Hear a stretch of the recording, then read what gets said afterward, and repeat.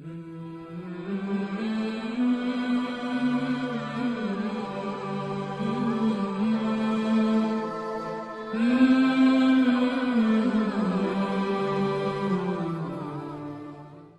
باللہ من الشیطان الرجیم، بسم اللہ الرحمن الرحیم۔ اللہ کے نام کے ساتھ جو بڑا مہربان نہایت ہی رحم کرنے والا ہے۔ ہم شروع کرتے ہیں۔ یا ایھا الناس اتقوا ربکم الذی خلقکم، اے انسانوں، اے لوگو، تم ڈرو اپنے رب سے جس نے تم کو پیدا کیا ایک جان سے، وخلق منہا زوجہا، اور اسی سے پیدا کیا اس کا جوڑا، وبث منہما رجالا کثیرا ونساء، اور پھیلائے ان دونوں سے بہت سے مرد اور عورتیں۔ واتقوا اللہ الذی تساءلون بہ والارحام، اور ڈرتے رہو اللہ تعالیٰ سے جس کے واسطے سے تم سوال کرتے ہو آپس میں، اور خبردار رہو قرابت والوں کے بارے میں۔ ان اللہ کان علیکم رقیبا، بے شک اللہ تعالیٰ تم پر نگران ہے، نگہبان ہے۔ یہ سورۃ النساء ہے، مدنی سورت ہے، یعنی یہ سورت جو ہے مدینہ منورہ میں نازل ہوئی، اور اس سورت کے اندر 177 آیتیں ہیں اور 24 اس سورت کے رکوع ہیں، اور اس سورت کے اندر 3940 کلمات ہیں اور 16020 اس سورت کے حروف ہیں۔ نازل ہونے کے اعتبار سے یہ سورت جو ہے 52 نمبر پر نازل ہوئی، یعنی نزول کے اعتبار سے اس کا نمبر 52 ہے۔ اس سے پہلے 51 صورتیں جو ہیں وہ نازل ہو چکی تھی، اور یہ قرآن مجید کی بڑی صورتوں میں سے ہے۔ اس سے پہلے سورہ بقرہ، پھر سورہ آل عمران، اور پھر یہ سورہ نساء، یہ قرآن مجید کی بڑی صورتوں میں سے ہیں۔ نساء عورت کو کہتے ہیں، اور اسی طرح عربی میں عورت کے لیے المرأہ کا لفظ بھی آتا ہے، المرأۃ، اور اس کی تثنیہ المرأتان آتی ہے۔ المرء رجال کو کہتے ہیں، المرأۃ عورت کو کہتے ہیں۔ جیسا کہ اس کے نام سے ظاہر ہے، اس کے اندر عورتوں کے زیادہ تر حقوق کو بیان کیا گیا ہے، مردوں کے، عورتوں کے حقوق کو بیان کیا گیا ہے، رشتہ داریوں کے حقوق کو بیان کیا گیا ہے۔ اس کے علاوہ اور مضامین بھی اس صورت کے اندر موجود ہیں۔ ہم یہ پڑھ چکے ہیں کہ قرآن مجید کی جو صورتیں ہیں یا مکیہ ہیں یا مدنیہ ہیں، اس کی تفصیلات بہت زیادہ ہیں، لیکن ان صورتوں کو مکی یا مدنی کیوں کہتے ہیں، اس کی صرف ایک وجہ یاد رکھے۔ جو صورتیں ہجرت سے پہلے نازل ہوئیں، چاہے وہ مکہ میں نازل ہوئی، چاہے طائف میں نازل ہوئی، یا کسی اور جگہ نازل ہوئی، ان سب کو کیا کہتے ہیں؟ مکیہ۔ اور جو صورتیں ہجرت کے بعد نازل ہوئیں، چاہے وہ مدینہ میں، چاہے بدر میں، چاہے احد میں، یا کسی اور جگہ، ان سب صورتوں کو کیا کہتے ہیں؟ مدنی کہتے ہیں۔ اور ایک اور فرق بھی یاد رکھیں کہ مکی صورتوں کے اندر بنیادی طور پر اللہ تعالیٰ نے بنیادی عقائد کو بیان کیا ہے، توحید کو، رسالت کو، قیامت کو، اس کو بیان کیا ہے۔ اور مدنی صورتوں کے اندر اللہ تعالیٰ نے حقوق کو بیان کیا ہے، مسائل کو، احکام کو زیادہ تر اللہ تعالیٰ نے مدنی صورتوں کے اندر بیان کیا ہے۔ اور ہر صورت کا دوسری صورت سے کوئی ربط ہوتا ہے، تعلق ہوتا ہے۔ تو ہم دیکھتے ہیں کہ اس سے پہلی جو صورت تھی سورہ آل عمران، اس کا اختتام ہوا تقوی پر، واتقوا اللہ، اور تم اللہ تعالیٰ سے ڈرو، یعنی تقوی اختیار کرو، لعلکم تفلحون، تاکہ تم کامیاب ہو جاؤ۔ تو سورت کی انتہا سورہ آل عمران کی کس پر ہوئی؟ تقوی پر، کہ متقی بن جاؤ۔ اور اس سورت کی ابتدا بھی تقوی سے ہو رہی ہے۔ یا ایھا الناس اتقوا، اے لوگو تم اللہ تعالیٰ سے ڈرو، یعنی تقوی اختیار کرو۔ سمجھے بھائی؟ یعنی صورتوں کے ساتھ کیا ہوتا ہے؟ ربط ہوتا ہے، تعلق ہوتا ہے۔ یہ بھی ایک تفسیر کا مستقل عنوان ہے ربط صورت کے اعتبار سے۔ تو فرمایا کہ یا ایھا الناس اتقوا ربکم الذی خلقکم، اے لوگو تم ڈرو اپنے رب سے، الذی خلقکم من نفس واحدہ، جس نے تم کو پیدا کیا ایک ہی جان سے۔ یہ آیت بھائی یوسف یاد ہے کہاں پڑھی گئی تھی؟ ہاں ہمیں یاد ہے، ذرا ذرا تمہیں یاد ہو کہ نہ یاد ہو۔ 3 آیات خطبہ نکاح میں بھائی فیصل پڑھی جاتی ہیں، ان میں سے یہ پہلی آیت ہے جو نکاح کے خطبہ میں پڑھی جاتی ہے۔ یاد ہے نا عبد الرحمن؟ ہاں ابھی تو کام پرانا نہیں ہوا۔ فرمایا کہ یا ایھا الناس اتقوا، اے لوگو تم ڈرو اپنے رب سے۔ رب پالنے والے کو کہتے ہیں، اور پالنے والے کا معنی کیا ہے؟ رب اس ذات کو کہتے ہیں جو کسی چیز کی تدریجاً تربیت کرے، سٹیپ بائی سٹیپ۔ تدریجاً کا معنی سٹیپ بائی سٹیپ، یعنی دیکھیں اللہ تعالیٰ جب بچے کو پیدا کرتے ہیں تو وہ کتنا نرم و نازک ہوتا ہے، اور اس کے اندر نہ شعور ہوتا ہے، نہ مقصد ادراک ہوتا ہے، نہ وہ اپنا تحفظ کر سکتا ہے، لیکن آہستہ آہستہ اللہ تعالیٰ اس کو چلاتے ہیں، بڑھاتے ہیں، حتیٰ اذا بلغ 40، یہاں تک کہ جو وہ 40 سال کا ہو جاتا ہے تو پھر طاقتور مرد بن جاتا ہے۔ تو جو تدریجاً آہستہ آہستہ تربیت کرے اسے کیا کہتے ہیں؟ رب کہتے ہیں۔ اور اللہ کس کو کہتے ہیں؟ اللہ اس ذات کا نام ہے المستجمع لجمیع صفات کمالہ، جس کے اندر تمام کمالات کی صفات موجود ہے، اسے اللہ کہتے ہیں۔ کیا کہتے ہیں؟ اسے اللہ کہتے ہیں۔ اللہ پاک کا ذاتی نام ہے، اور رب، خالق، مالک، یہ اللہ کے صفاتی نام ہیں۔ تو فرمایا کہ ڈرو تم اس رب سے جس نے پیدا کیا تم کو من نفس واحدہ، ایک ہی جان سے۔ رب سے ڈرنے کا معنی یہ نہیں ہے کہ نعوذ باللہ رب سے ایسے ڈرو جیسے کوئی آدمی پسٹل لے کے کسی کو ڈراتا ہے، یا ڈاکو کسی کو ڈراتا ہے، یہ معنی نہیں ہے۔ بلکہ ڈرنے کا یہ معنی ہوتا ہے کہ جو ڈرائے اور اس کے ڈرانے میں شفقت ہو۔ رب ہمیں ڈراتا ہے، ہمیں دہشت زدہ کرنے کے لیے نہیں، بلکہ کس لیے ڈراتا ہے؟ شفقت کی وجہ سے، کہ کہیں یہ میرے بندے جو ہے جہنم کا ایندھن نہ بن جائے۔ اللہ نے جو اصول اور ضابطے مقرر کر دیے ہیں اللہ اس کے خلاف نہیں کرتے۔ اگر یہ لوگ اس کی خلاف ورزی کریں گے، اللہ کے حکام کو توڑیں گے، تو یہ جہنم کا ایندھن بن جائیں گے۔ تو اللہ کا ڈرانا دہشت زدہ کرنے کے لیے نہیں ہے، بلکہ اللہ کا ڈرانا کس وجہ سے ہے؟ شفقت کی وجہ سے، محبت کی وجہ سے۔ جیسے ایک ماں بچے کو ڈراتی ہے، بیٹا جو ہے باہر نہ جانا، فلاں جگہ نہ جانا، آگ کے قریب نہ جانا، تو وہ کیوں ڈراتی ہے؟ وہ اس لیے نہیں ڈراتی کہ بچے کو دہشت زدہ کرنا چاہتی ہے، بلکہ اس کی ماں کی ممتا کی جو شفقت ہے اس وجہ سے وہ بچے کو خبردار کرتی ہے۔ تو اللہ پاک جو ہے ایک ماں سے بھی 69 گنا زیادہ بندے سے محبت کرتے ہیں۔ اللہ کا ڈرانا دہشت زدہ کرنے کے لیے نہیں، بلکہ محبت کی وجہ سے۔ جس نے تم کو پیدا کیا من نفس واحدہ، ایک ہی جان سے۔ اللہ تعالیٰ نے سب سے پہلی جو جان پیدا کی وہ آدم علیہ السلام کو پیدا کیا۔ آدم علیہ السلام کو اللہ تعالیٰ نے پیدا کیا، فرشتوں سے کہا زمین کی ساری مٹی لے لو، کھنگریلی بھی آ گئی، پتھریلی بھی آ گئی، پھر جناب نرم بھی آ گئی، کیچڑ والی بھی آ گئی، ساری مٹی کو جمع کر کے اس کو گوندا گیا، اور گوندنے کے بعد آدم علیہ السلام کا پتلا بنایا گیا، اور پھر اس میں اللہ تعالیٰ نے روح پھونک دی، جیسا کہ قرآن۔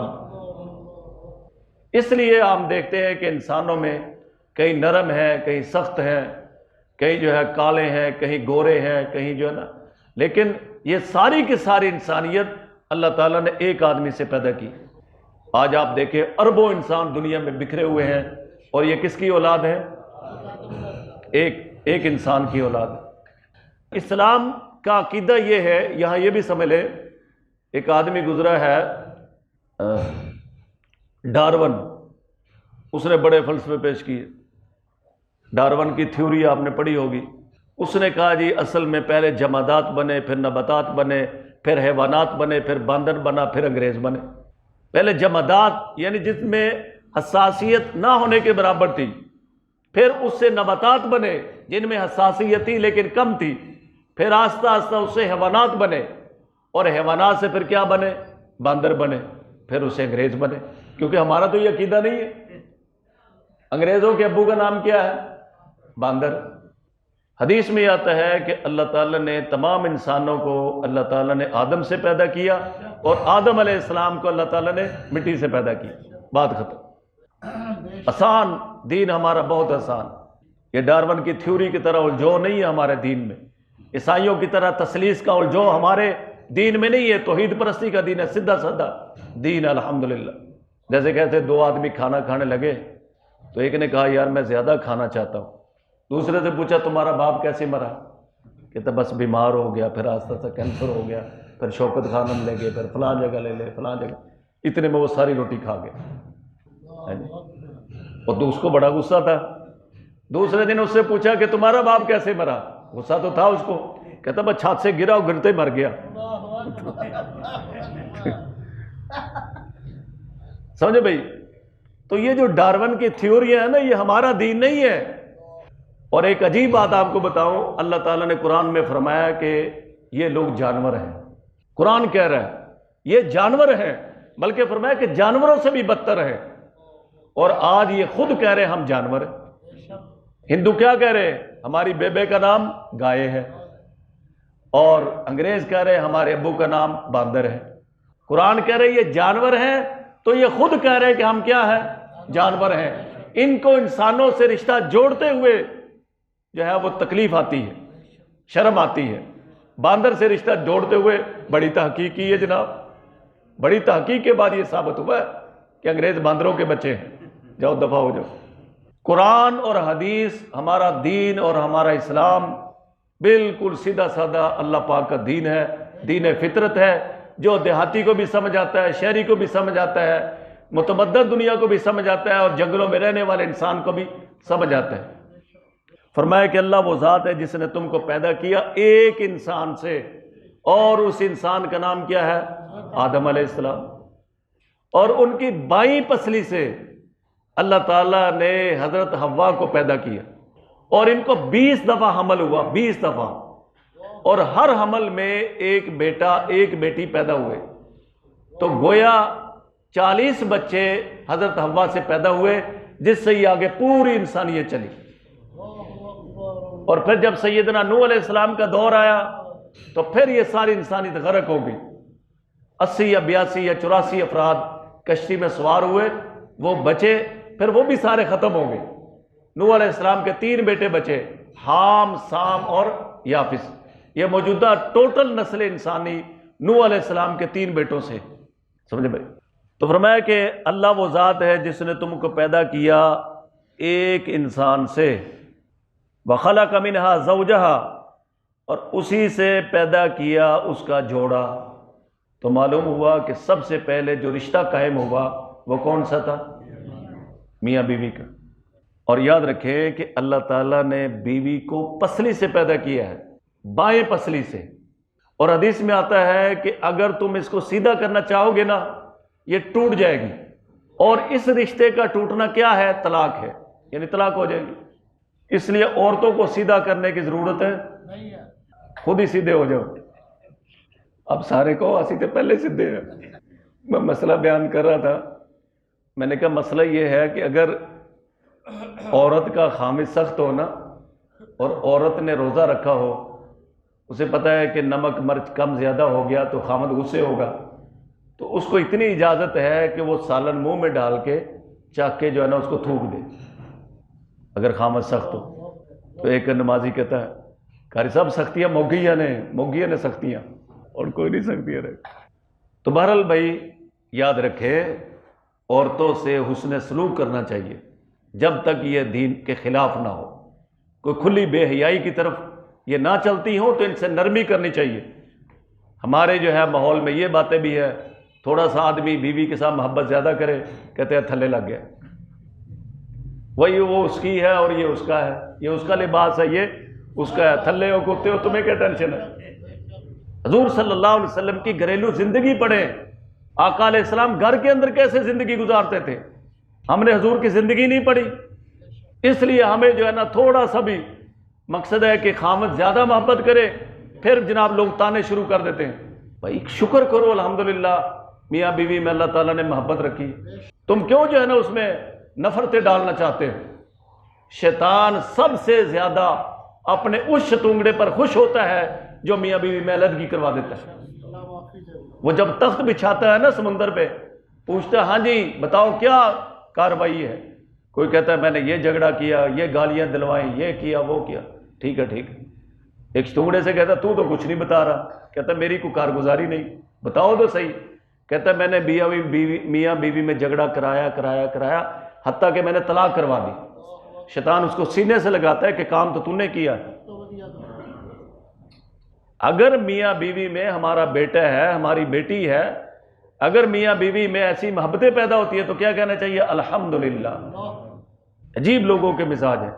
اور ایک اور بات بھی یاد رکھے کہ جب بچی کی شادی کر دیں، ان کو علیحدہ کر دیں، ان کو علیحدہ کر دیں، ان کا گھر، ان کا مقصد ہے کہ پکانا کھانا سب علیحدہ کر دیں تاکہ وہ آزادی کے ساتھ زندگی گزار سکیں۔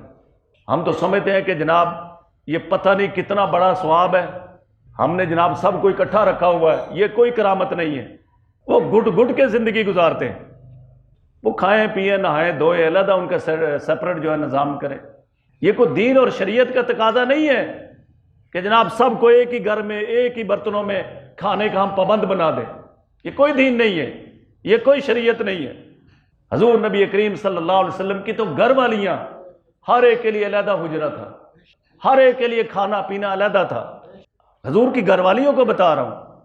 تو یہاں کمال یہ سمجھا جاتا ہے، باپ کا اولاد پر جو ہے وہ کنٹرول اس وقت سمجھا جاتا ہے جب شادی کے بعد سب کو جو ہے نا جناب ایک جگہ کھڑا کر کے رکھے۔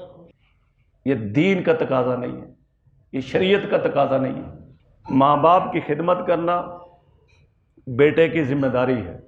وہ اپنی گھر والی کو سمجھائے کہ ماں باپ کی خدمت کرو، ان کی دعائیں لو، لیکن میرے بھائیوں ان کے اوپر زبردستی کرنا یہ نہیں ہے۔ ایسے وہ جو ہے نا آہستہ آہستہ جو ہے نا ایسی نفرتیں جوائنٹ فیملیوں میں پروان چڑھتی ہے کہ وہ جو ہے نا ہوتے ایک جگہ پر ہے لیکن جو ہے نا وہ ان کے بس میں ہو تو ایک دوسرے کا منہ بھی نہ دیکھیں۔ تھوڑا سا دور رہو لیکن محبت سے رہو، سمجھے؟ تو بہرحال شوہر ماں سے، عورت کی ماں سے زیادہ حق عورت کے شوہر کا ہے۔ اگر ماں کہے کہ ادھر آ جاؤ، شوہر کہے کہ نہیں جانا، تو شریعت کیا کہتی ہے؟ کس کی بات مانے گی؟ شوہر کو۔ اگر ہم شریعت کو سمجھے، دین کو سمجھے، تو ہمارے جو گھر ہیں وہ جنت کا نمونہ بن جائے، جنت کا نمونہ بن جائے۔ اب یہ بھی جو ہے نا وہ کہتے جی، مولوی کہتے جی عورت کے ذمہ نہیں ہے کہ وہ ماں اور شوہر کے ماں باپ کی خدمت کرے۔ تم ایسا ماحول بناؤ نا، اس کو ایسا ماحول دو۔ ہمارے ہاں تو پاکستان اور انڈیا کے جھگڑے اتنے مشہور نہیں ہیں جتنے جو ہے نا بہو اور ساس کے جھگڑے مشہور ہیں۔ ساس اور بہو ہر ایک کے گھر میں ایک کہانی ہے، اللہ ہمیں معاف کرو۔ بچے کی شادی کرتے ہیں، پھر صبح اس نے کپڑے بدلے تھے شام کو پھر بدل لی، ایسی واحیات جو ہے نا چیزیں۔ یہ اسلام اتنا گھٹن کا دین نہیں ہے کہ گھٹ گھٹ کے مرتے رہو۔